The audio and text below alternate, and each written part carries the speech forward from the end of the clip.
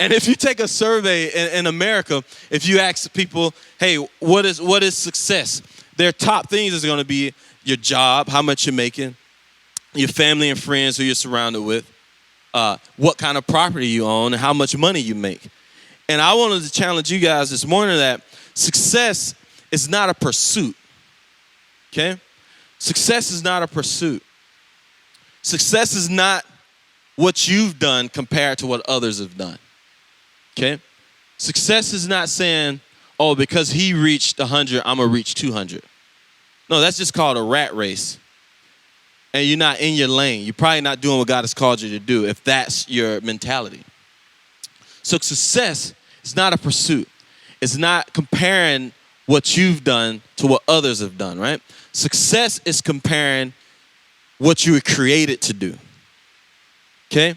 Your success is compared to how successful you're doing what you were created to do as an individual, okay? And I say again, success is compared to what you were created to do, okay? It's compared to what you were created to do. And success is the fulfillment and completion of a purpose. And so I want to say this, so your purpose is what determines your success, okay? So, because sometimes we can, we get into this mindset, oh, I got a great job, I got a great car, I got a great house, I own my house. Boom, I'm successful. Hey, and maybe, praise God for you. People, we need that kind of stuff, right? You need success. You need, hey, that's all good. I have no problem with billionaires, multi-million. I have no problem with that, okay? But we should never allow our jobs to dictate what our success is, right? Because if you think about it, if your purpose is what determines your success, something outside of your purpose, no matter how great it look, are you being successful? So take this as an example. You take a trumpet. You build a trumpet, and it's the most beautiful, just amazing trumpet ever made, ever known to man. And you finish designing this trumpet, because there's a creator, right, that's going to create this trumpet. And he creates this trumpet, and it's just, it's phenomenal. And then you take the trumpet, and then you set it on top of a shelf. Okay? Now, is that trumpet successful? No. Successful. Why? Because it's not doing what it was created to do. It's not doing what it was purposed to do, which is to make music. That trumpet can be a great doorstop. That trumpet could be a great weapon or of some sort. That trumpet can do a lot of things. But if it's not doing what it was created to do, it's not fulfilling a purpose, then why is it in existence? And we all in here, we all have a purpose. We all got something that God is calling us to do. Do you know God never created anything without purpose? Anything. I was looking at this thing, and some things like just runs through my brain, and I'm gonna walk down now just to give you a heads up. I was looking through some stuff, and all these beautiful flowers that's in the world, right? Like, and you ever look out in these pictures and you see all these flowers in the meadows, and they're just so beautiful, and you can wonder, like, what are they for? Because they're gonna die in like 2 months, right? Like, or you wonder, like, what's the purpose of these flowers? Do you know that the different colors of it is because there are certain insects that has to pollinate, but they only see this one particular color of flower? And that's their only way of eating, and that's their only way of getting the stuff they need to pollinate everything else to cause things to grow. Even little bugs, little bumblebees. And then, did you also know God created a purpose? Some things, sometimes we think the small things in our lives are minuscule and don't really matter. But don't you know God has everything for a purpose? You take a roach. And those little gnats you like walking down the street with your girlfriend or your friend, and you all dabbing there, and then all of a sudden you just run into a wall, and it's just like, ah! And it's like all these gnats, they get in your throat, your nose, your eye. Do you know what I'm talking about? They got these here in Hawaii, right? I'm come on now. And you chewing on these things for the next couple of minutes because you didn't walk through a whole like swarm of them. But do you know, I asked God, like get frustrated and you'd be like, why do these things even exist? Like, what purpose is there? Do you know a roach, right? Their main job, one of their main job is to start the process of decaying and dead matter, organic matter, to break it down, to start the process of this thing called nitrogen cycle, which in turn feeds the plants and the soil for trees and plants and fruits and for stuff to grow. So if these little nasty things didn't exist, we would be struggling with some food and all that kind of stuff and the pretty plants that we see.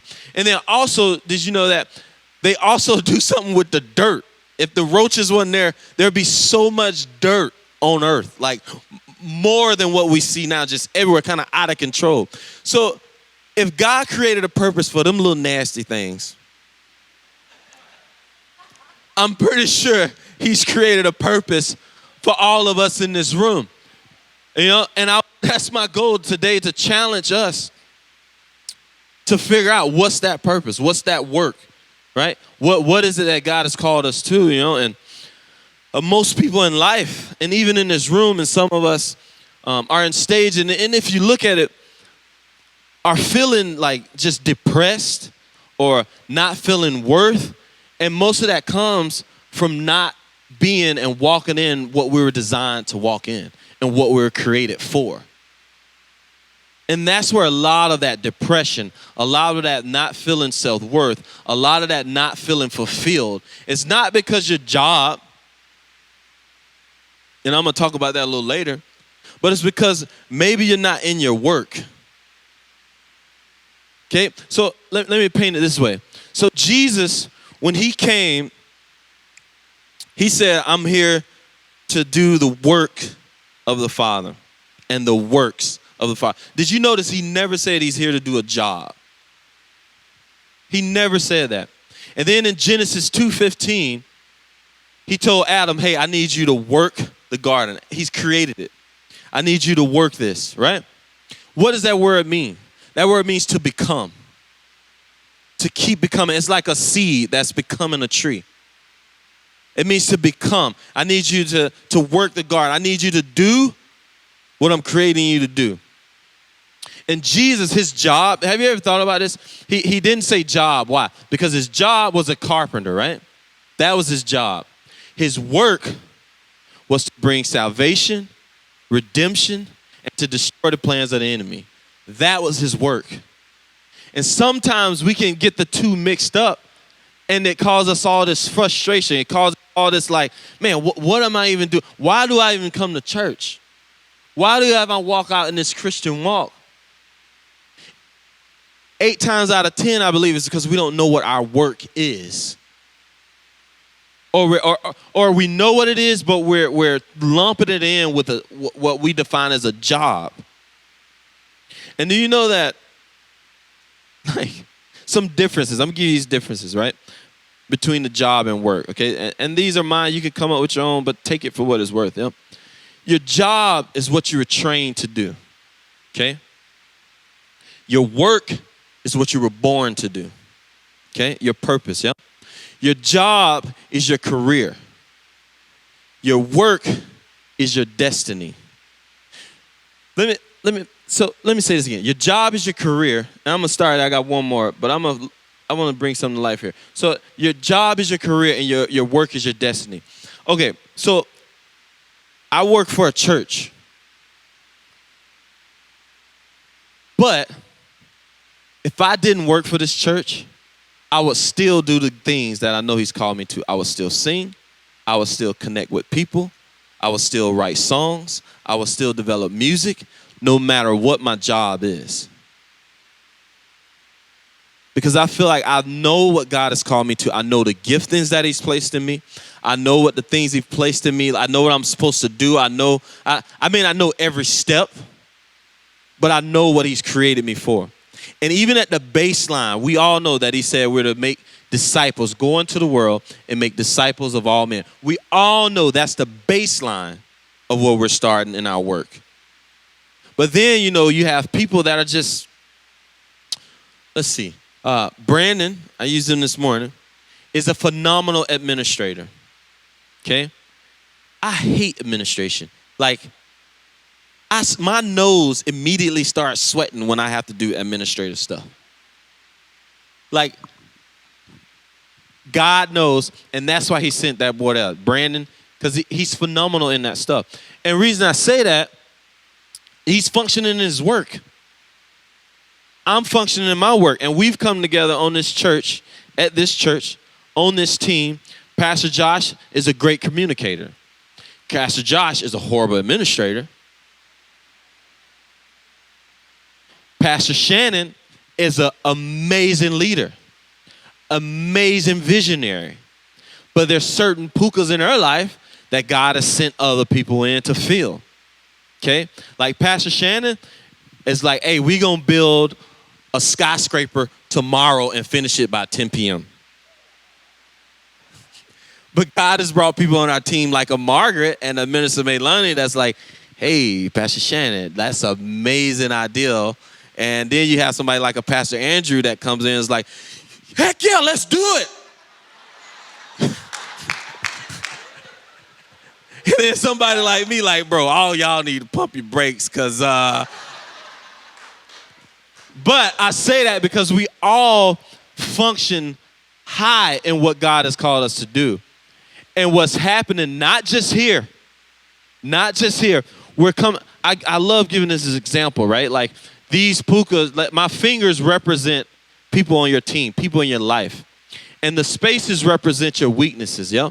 But when you bring your hands together, you can't see the light of day between them fingers, yeah? Why? Because purpose is coming together to accomplish what God has called us to do as a whole, yeah?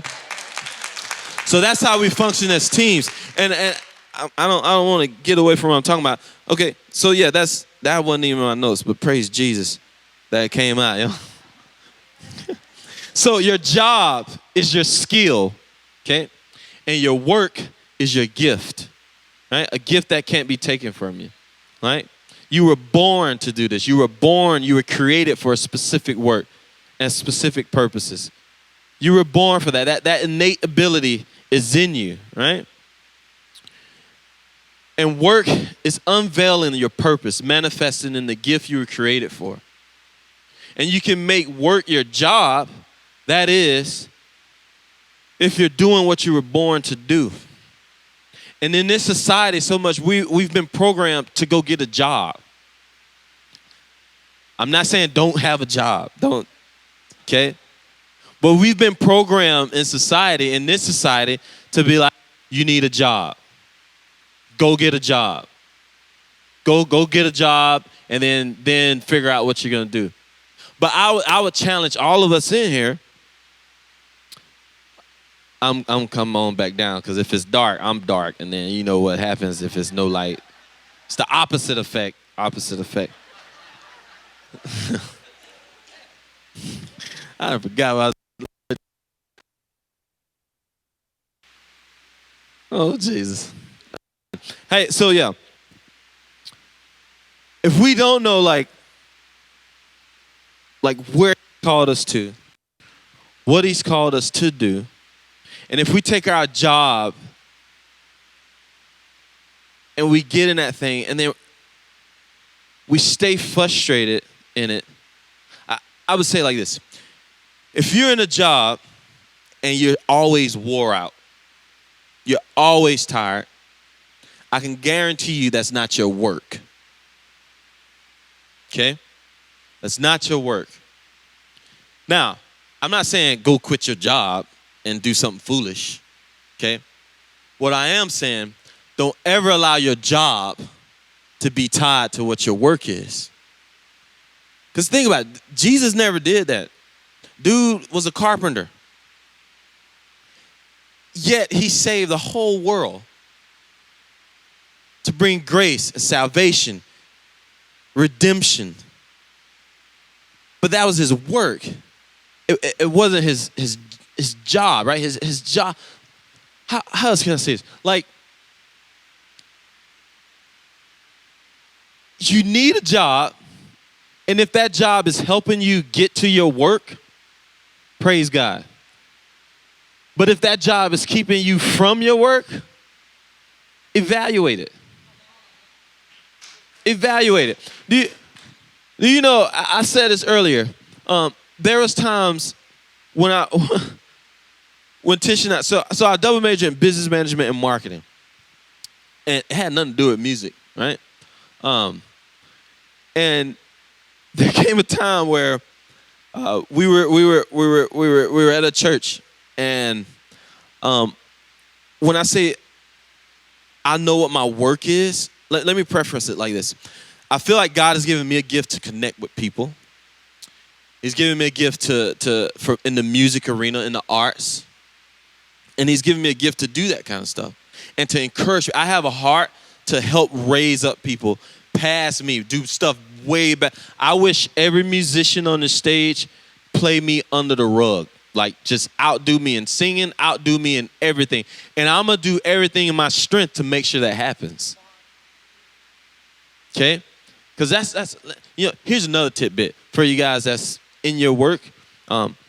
If you're not raising up somebody to do what you do better than you do, what are you doing? Okay? That wasn't in my notes either. That's one of them Jesus moments right there. Like, that's one. But I say all of that. I was a janitor at a preschool taking out boo-boo diapers all day long.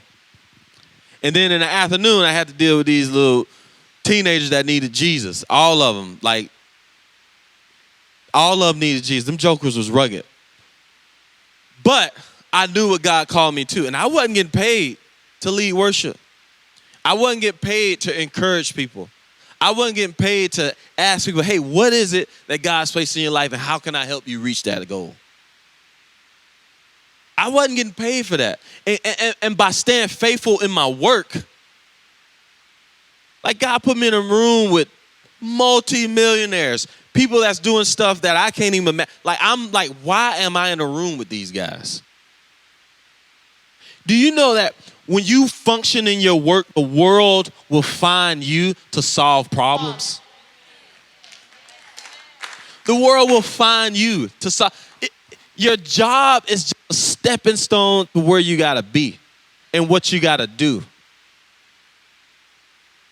And there's people working full-time jobs still functioning in their work.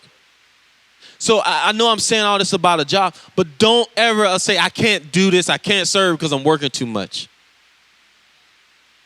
Well, maybe if you're working too much, God got you working there too much because you need to be around some people too much to speak into their lives.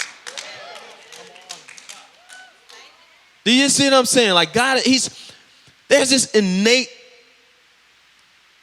gift and call that he's placed in your life. There's this work, this purpose that is there. And we got to function in it, man. Imagine if Jesus didn't function in his work and he just kept being a carpenter. And I'm pretty sure, Jesus, he didn't have a house and all that kind of stuff when he was traveling. So I'm pretty sure he probably took some wood times and made himself a chair because he got tired of sitting on a rock. And he used his carpenter skills. So it all works together. But what I'm saying is he knew his call through it all. And he stuck with it when it got tough. And do you know, another reason I say this to you. How much time? Dang, that's a lot of time. I'm going to be, dog. Do you know another reason why people don't fully step into their work? One is fear, because they're kind of scared of like, oh man, I don't know what to do. How am I do this thing? I still got to work a full-time job. I still got to do this. Lose that mindset, okay? Lose that mindset. Yeah, you keep your job, do what you got to do till you can do what you want to do. But that has nothing to do with the gift that God has placed in you, man. And look, personal test, I ran from this calling. And it took me getting a total shoulder replacement and a busted shoulder, a busted knee to figure out, like, okay, God, I get what you're saying. I'm done running. All I wanted to do was go to NFL and have a nightclub. That was it. And then when I became a Christian, I was like, oh, I go to NFL, I make it a Christian nightclub. We'll keep the lights almost up. That was it. But I knew what God was calling me to. I was running from it, and I was like, hey. But then he got hold to me, and then I started functioning in that gift. And sometimes, so that fear, but then there's another thing. There's people, right? Who's in your inner circle? Who's holding you accountable to the gifts that you've expressed that, hey, I'm going to do this? And that's going to, Jesus was a G. I don't know if y'all know that. I'm talking about gangster. Jesus was a gangster. Not a criminal gangster, but you know what I mean. Jesus was tough. Do you know, so that came this time where he was like, all y'all going to eat my flesh and drink my blood.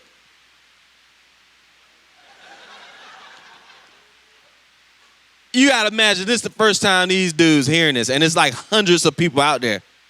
And he just straight up, all y'all gonna eat my flesh and drink my blood if you want life.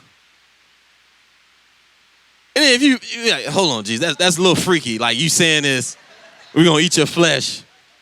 You know what I mean? But he was setting it up. But then also, he was metaphorically like the word and live his life. You know what I mean? Like his blood is life and all this. But what I'm saying is, he was telling people who he is and what he was called to do. Okay? So even in his hometown, right? His folks, right? Little, Salome from down the street. Isn't that Jesus married them, Joseph's little son? Who this joker is thinking he could come in here and just saying he the bread of life and people gonna eat his flesh and all, like he's the son of God? Who is this joker? Right? Now, some of us would be like, I don't know why she said that, blah, blah, blah. But do you know that Jesus was like, hey, look, if this offends you, hey, it is what it is. And sometimes in our life, we got to have that same mentality. Jesus was like, look, I know some of y'all in my circle, and one of y'all the devil. He literally said that. But did that stop him from his work? He's like, look, I know you the devil, but what God has called me to, I'm stronger than it. So you either with me or you against me. And he pushed forward. Who you got to call out in your circle? Right? Like who you got to call out? Who don't have the backbone enough to be like, hey, look, man, I remember you said you was like, you wanted to be a missionary or something, or you wanted to start speaking life to people. Bro, I just heard you tell so-and-so just something so non-life-giving. Who do you have in your circle that's going to hold you accountable to that stuff? Who do you have in your circle that's just doubting everything? Who is that person? You got to have the boldness and the confidence to have that conversation. Look, you either for me or you got to ride out. I love you. I pray for you. But we either going in the same direction or we not. We need to make a decision right now. And some of the times, that's one of the main hindrances in our lives. We're scared to call out the people that's kind of keeping us because we want to please them or we're afraid to offend them. But God is calling us to such greater things. In that work that I don't care what you've done. I don't care who you are. I don't care how old you are. There's a work. If you're still breathing, there's a purpose in you.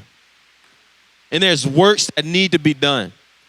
I gave an example this morning. Sometimes our works are so connected. It's so connected. In the end, it's all about people giving their hearts to Christ. Do you know your work can save marriages? Your work can save somebody's child.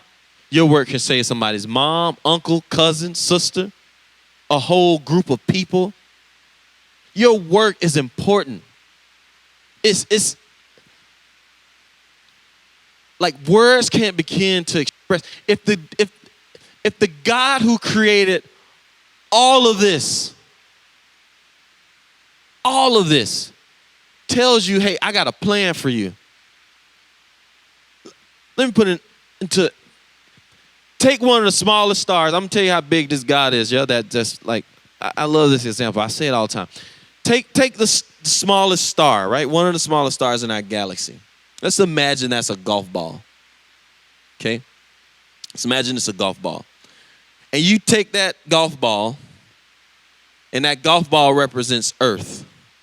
And the state of Texas represents one of the smallest stars in our galaxy.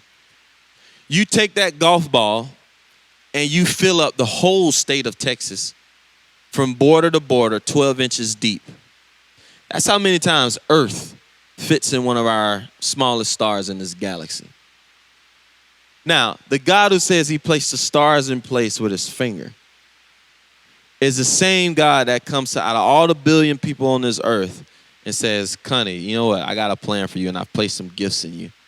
And it's to go out and accomplish and reach some people that Margaret can't reach, but you can reach them.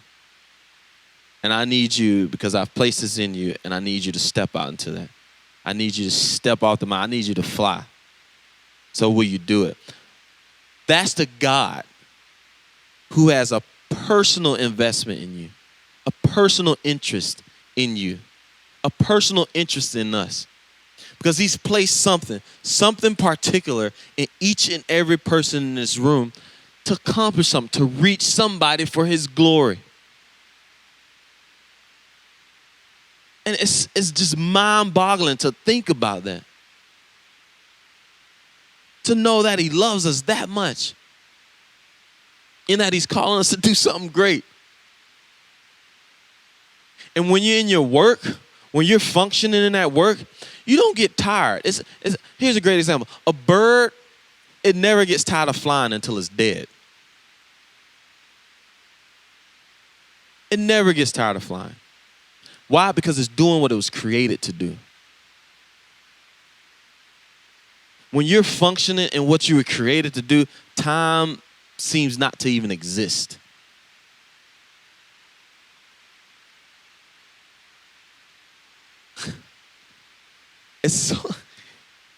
Do you know how we can change this world if we all just start functioning what he's called us to and what he's created us to do?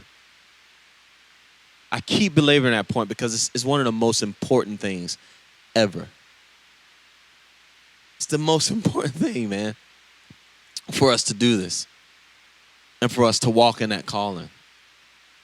And I don't know what you got. I don't know what your gifts are. I don't know what God has placed in you. I don't know what he's called you to. But it matters. It matters. It matters. And we know what it is. I guarantee you every person in this room has something that they're thinking about within the last 20 minutes that I've been speaking that you've thought about, man, I do have a heart to do this. Why haven't you started? I was taking out doo-doo diapers and mopping floors and still doing my work. And still to this day, I'm doing my work. I will continue to do my work. My skill is to play a piano and to play drums and to sing. My gift is to worship him and connect with people. I'll still do that. Even if I lost all my fingers and arms, you know why I'll still be happy? You know why I'll still walk in joy? It's because my gift can never be taken away from me. Because it was what I was born to do. It's what I was created to do. What are you created to do? Maybe it's to make people feel comfortable, you know? And maybe you got jacked up teeth, but you don't want to smile. You better smile. All this may be jacked up. But God says, hey, you got a great smile. Go talk to such and such. But you don't want to do it because, hindrances that you feel like is getting in the way. And I use that example, if your teeth messed up, smile. Don't matter. Hey, obstacles don't matter. Remember, if you don't remember nothing else, remember there's nothing impossible. And if God called you to do something, if it fails, hey, it's on him. If you're doing everything he told you to do, it's on him. I mean, that's how I see it. To me, it's simple. Listen to God, do what he says. If I fail at it, hey, God did what you told me to do. To me, that's successful, right? Because my purpose is to do what he's told me to do. And I did it, and it wasn't great. All right, I'll do it again. I keep doing it. Keep walking away. And here's another personal, okay? I sit in the room I get the opportunity to write with some phenomenal guys, and they're in this room. I don't want to point them out, but they're great guys, right? to write songs with, right? Every week we spend about a couple hours where we get in this room and we write, okay? And early on, I have a heart for Jamaica, right? And that's one of the avenues, right, that God has given me. Jamaica is a third world country, but there's phenomenal people. There's super intelligent people. There's just mighty men and women of God there in Jamaica setting it on fire for Christ. And my heart is I want to go there and I want to help. God gave me a vision. He gave me a dream. It's bigger than me, much bigger than me. I want to build the churches, and then once I build a church, build a community center that's resourcing people, and then I want to buy the land around it and build homes, create a community, establish it, move on, and do another one, okay? Ain't no way in the world I could do that off of what I make.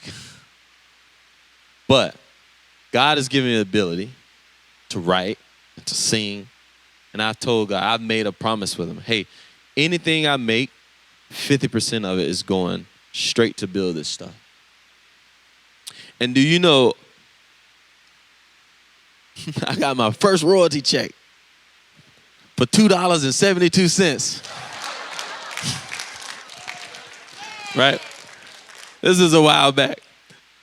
And do you know, that thought came back to me. Hey, yeah, it's small. It's small, but are you going to be faithful with it? Are you going to be faithful with this $2.72 that you just got? And I'm like, hey, God, I am. And it goes to missions. And I don't know how I'm accomplish that. And the reason I tell you, it's still far off. But I'm going to build my first house there for a family, not for me, for another family that's living there.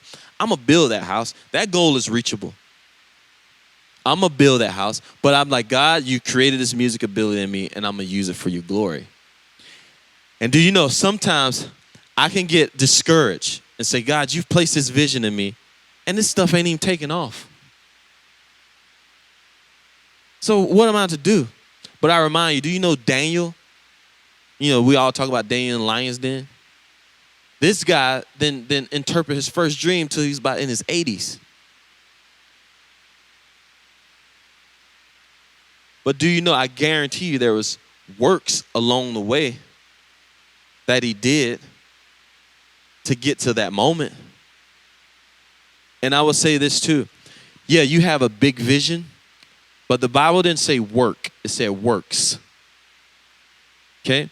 So never allow this big vision, right? Yeah, you got the big vision, but there's stuff along the way that God's calling you to do.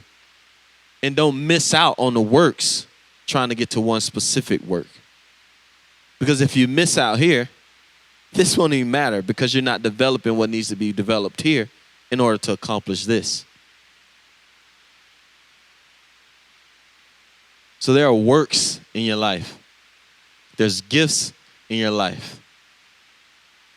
And your work matters. It matters. That purpose that he's placed in your heart is not always going to be on the platform. That's the least amount of work. But there's something in you. There's something in you. There is something in you that's going to change the heart and lives of individuals. And those individuals are going to change the lives of other individuals and those individuals. And it's just this domino effect of lives being changed for the glory of God. So I don't know what the gift is in you, but I'm pretty sure we all know. We all got this thing that's in us. God has placed it there. And he's giving you everything needed. He's placed all the people around you that's needed to accomplish it. And he's placed you in other people's circle to help them accomplish their vision. And it's all interwoven, however you want to say it. So your destiny and your calling matters. So my challenge for you guys and for myself is to dial in, ask God to make it clear as day, and ask him to give you the boldness to do what it is you're called to do. And don't wait to be like, oh, I got to wait till I make more money to do this. If you keep doing that, that's like people saying, I'm waiting to have a baby till we got enough money. Or I'm waiting to get married till I got enough money. You ain't gonna never have enough money. Never. I learned that when my wife's like, I want these $1 million homes. I was like, the devil is a lie. No, I'm kidding. I'm kidding. You never have enough. You just do it. You do it. Like Nike, just do it. Okay? So we all got to get to work. Because we all got some lives we got to change. And you don't got to be this super spiritual, prophesy to every bird that flies by. You think about Jesus. I don't think Jesus, he didn't do that a lot. He spoke to the heart of people. He spoke to people on a level for them to do what he's called them to do.